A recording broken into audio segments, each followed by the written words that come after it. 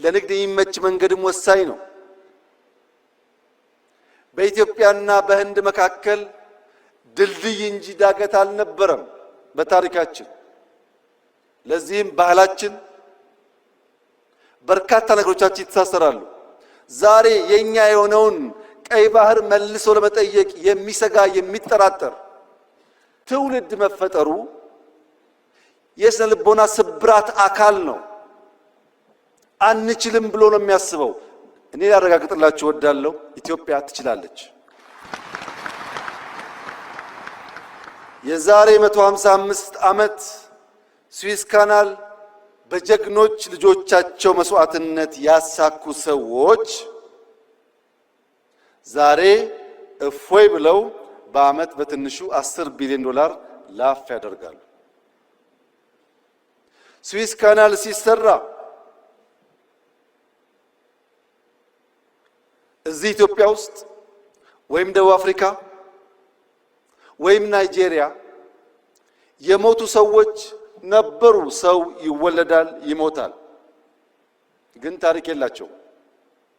ስዊስ ካናል ሲሰራ እየሰሩ በሐሩር ምክንያት፣ በምግብ እጥረት ምክንያት፣ በመድኃኒት እጥረት ምክንያት የሞቱ ሰዎች ግን ዛሬም ታሪካቸው ሕያው ነው። ከእኔና ከእናንተ መካከል የማይሞት ኢተርናል ላይፍ የሚጎናጸፍ አንድ ሰው የለም። እኔም እናንተም ሟቾች ነን።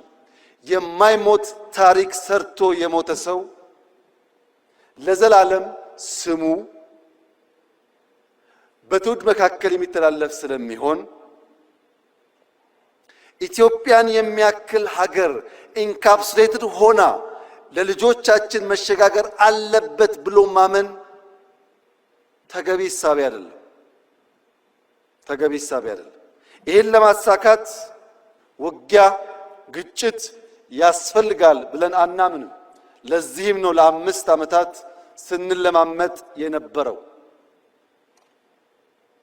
አሁንም በሰላም በዓለም ሕግ መሰረት ኢትዮጵያን ከዘጋት በርና ድሃ ካስባላት መጠሪያዋ መገላገል አለባት ብለን ስለምናምን በየትኛው መድረክ ከኢትዮጵያ ጋር በሰላማዊ መንገድ ለመነጋገር የሚፈቅድ አካል ካለ እጃችን ከምን ጊዜውም በላይ የተዘረጋ ነው።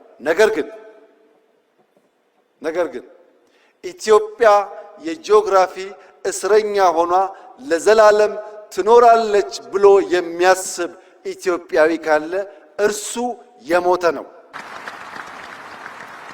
ሰላም ታስቀድማለች፣ ድህነትን ትፋለማለች፣ መውጫ መግቢያ በሯን ታበጃለች።